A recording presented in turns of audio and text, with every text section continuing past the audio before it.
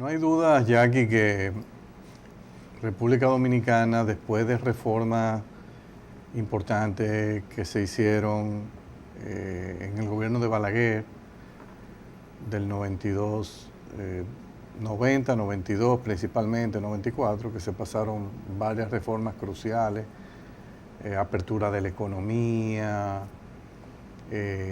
fomento de la competencia, quizás la más importante de todas las reformas tributarias que se recuerda, una reforma que logró elevar de un año en otro la presión tributaria en más de 3 puntos porcentuales del PIB, la apertura a la inversión extranjera, o sea, flexibilización para atraer más capitales, incluso hubo una reforma laboral, un nuevo código laboral que se aprobó, después el programa de capitalización de empresas públicas que se dio durante la administración del presidente Leonel Fernández, concomitantemente con algunas obras de infraestructura vial, después, y quizá una de las reformas de más impacto que ha tenido esta economía, que fue la reforma previsional y de la seguridad social. Eso fue en el año 2001, siendo Hipólito Mejía presidente. Ahí también se dieron los primeros pasos para el acuerdo de libre comercio con Estados Unidos y se fue también haciendo avances en materia de reforma tributaria. Y finalmente, de ahí en adelante, todo el proceso de, digamos, de mejoramiento de la infraestructura vial del país, que es lo que uno podría decir que ha sido el punto más fuerte de las últimas administraciones que ha tenido República Dominicana del 2004 en adelante, los últimos 12 años. Ahí es que uno ha visto el énfasis. Pero después, o sea, si uno hace un balance objetivo y uno ve el mapa y secuencia de reformas estructurales, uno podría decir que tuvimos realmente una buena oleada de reformas, una pequeña oleadita, ola en los gobiernos del presidente Leonel Fernández, seguido por la reforma previsional de Hipólito Mejía y el TLC, y después caímos en un estadio más de concentrarnos únicamente en la dotación de infraestructura física, un aumento del gasto social, pero reformas estructurales encaminadas a mejorar la competitividad a mediano y largo plazo, a garantizar que los mercados funcionen de manera más eficiente. Si uno es objetivo, nota que ha habido en los últimos años como una tranquilidad, como de que el país simplemente se ha sentado en una silla a disfrutar y a cosechar los frutos de esa reforma de los 90. Yo pienso que eso no ha permitido, o sea, esas reformas nos han permitido construir una historia de éxito que se vende bien en los mercados globales de capitales. Cuando uno va a los mercados de capitales, se hacen las colocaciones de bonos. República Dominicana tiene una historia bonita que contar. Y por eso hay esta demanda de títulos de deuda. El problema es que si todos los años siguen escuchando la misma historia y no ven que en esas historias hay capítulos nuevos de reformas, en un momento dado pueden decir, los dominicanos se cansaron,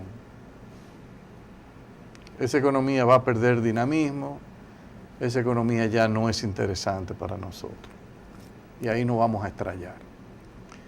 Yo pienso que a República Dominicana la agenda de reformas le está tocando las puertas y por razones que uno no comprende bien,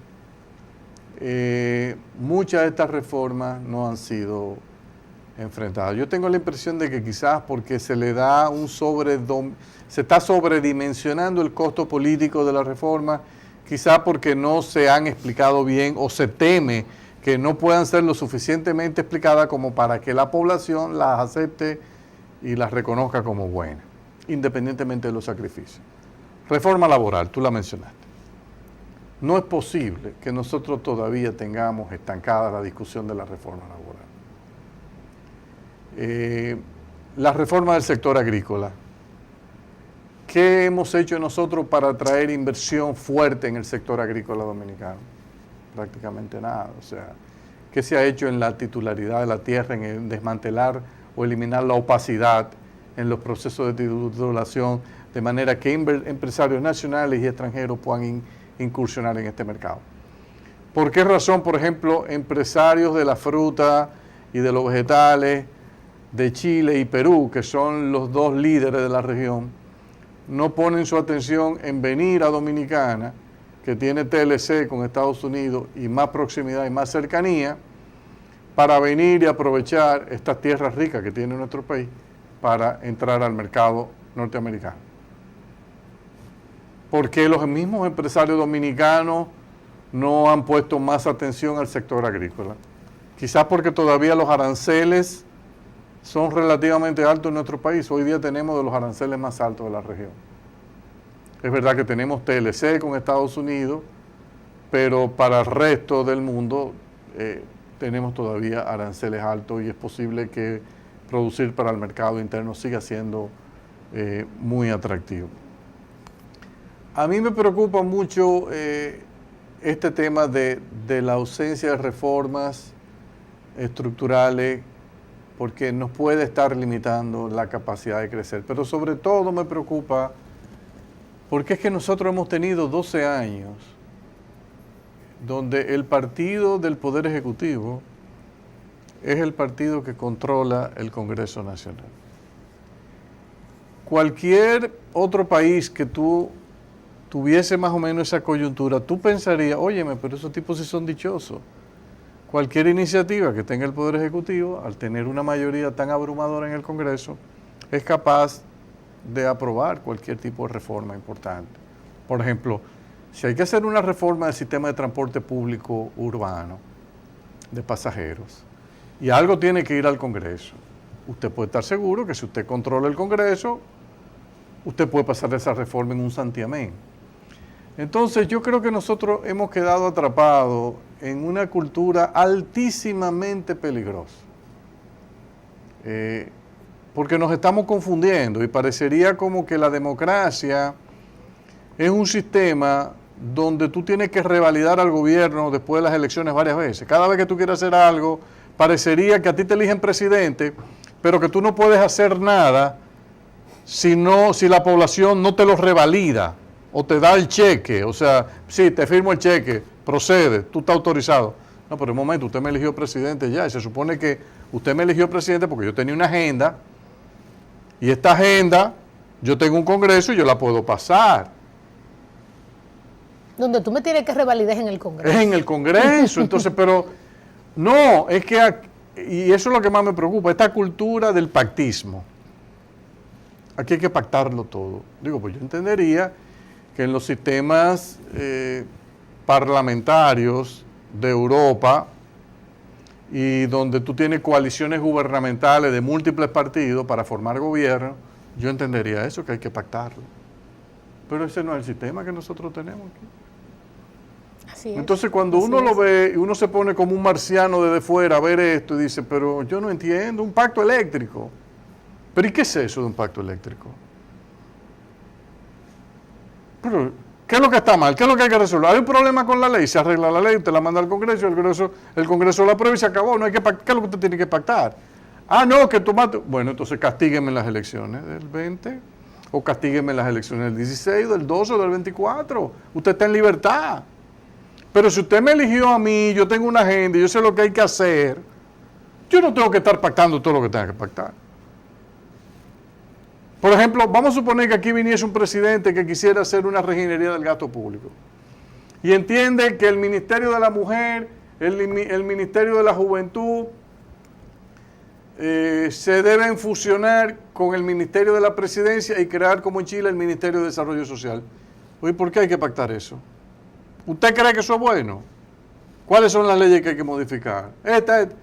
Prepara un proyecto de ley, sométalo al Congreso. ¿Se aprobó o se rechazó? Ah, que no, que va a haber gente que protesta. ¿Y cuál es el problema? Pero la democracia, yo no entiendo como que el gobernar es un proceso por el cual todo el mundo tiene que estar de acuerdo con lo que se va a hacer. No, Si al final eso resulta mal, usted castiga al presidente en las próximas elecciones. Por ejemplo, hay que cerrar, digamos que alguien descubre que INEPRE no es necesario, que la OISOE no es necesario. Bueno, vamos a suponer que alguien se descubre que la OISOE está de más y que este es el único país del planeta Tierra que tiene 2 ministerios de Obras Públicas. Y entonces viene un presidente y dice, bueno, mira, esto hay que cerrarlo, esto no tiene sentido. Ver si hay que mandar un proyecto de ley o no. Y si es por decreto, entonces usted lo firma, un decreto, y se acabó. Eso no hay que pactarlo. El mismo tema del sistema tributario, lo que usted vaya a hacer, haga algo sensato. Si usted se equivoca, lo van a castigar. Si hace algo bien hecho, bien inteligente y lo explica, probablemente la gente no lo va a castigar. Porque es lo que tú dices, Jackie. La reforma impositiva no es para que los que están pagando paguen más. No, es para que la gente pague lo que debe pagar y los que no están pagando comiencen a pagar. Fíjense cómo lo estoy poniendo, tampoco es que los que están pagando 0 de la noche a la mañana creemos que lo vamos a llevar al paraíso fiscal nuestro que nos imaginamos de que de 0 van a pagar 100, no.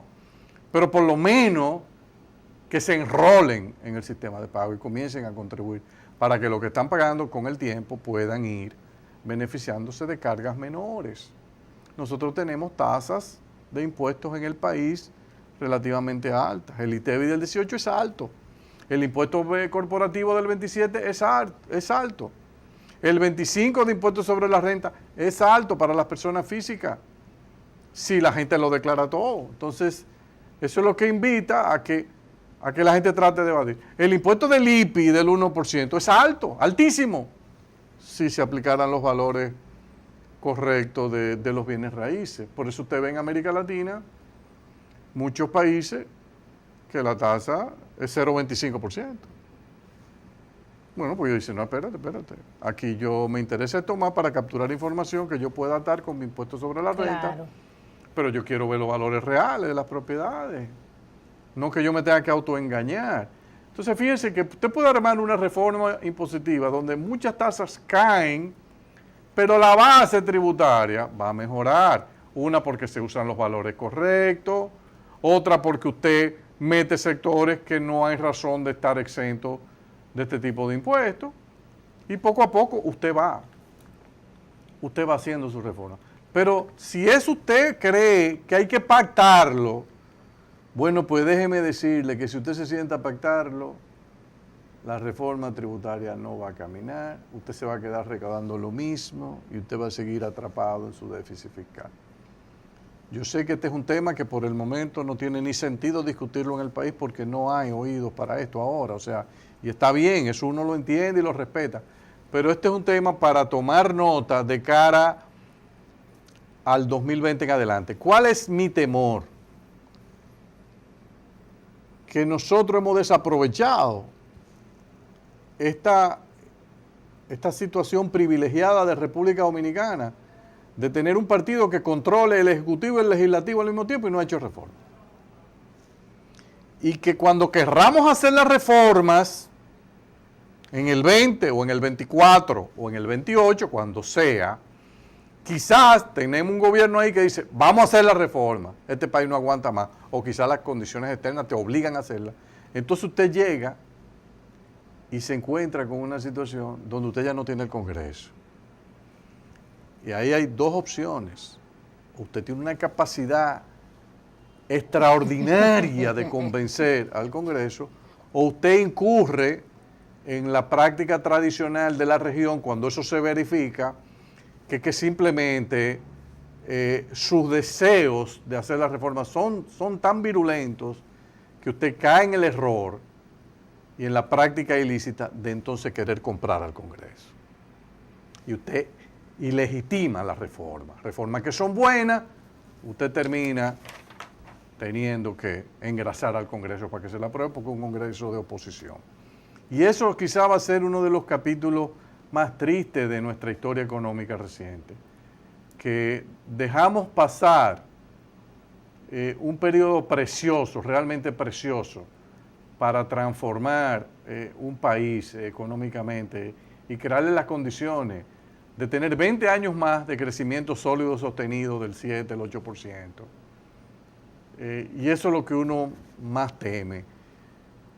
Yo creo que el error ha sido es que hemos querido ser excesivamente y peligrosamente democráticos. O sea, no solo que nos voten en las elecciones, sino que nos voten cada día con nuestras acciones. Y no puede ser. Pero eso no es democracia. No, eso yo no sé lo que es, pero... Eso es un sistema diferente. Es una confusión. Yo creo que es una confusión porque usted lo votan, le dan una buena votación para que usted gobierne. Ahora, si cada vez que usted va a tomar una medida, usted quiere que todo el mundo esté de acuerdo, entonces ese es otro sistema.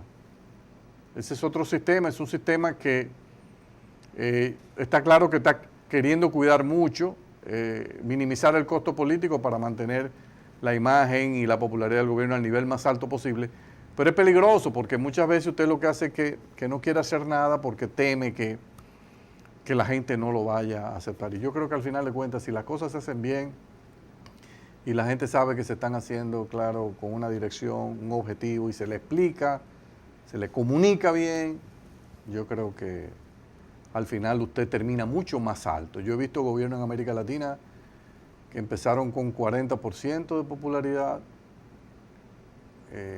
ganaron en una primera vuelta, después hicieron un conjunto impresionante de reformas y terminaron con 76% de valoración. En Chile hay 2 ejemplos, entonces me parece que nosotros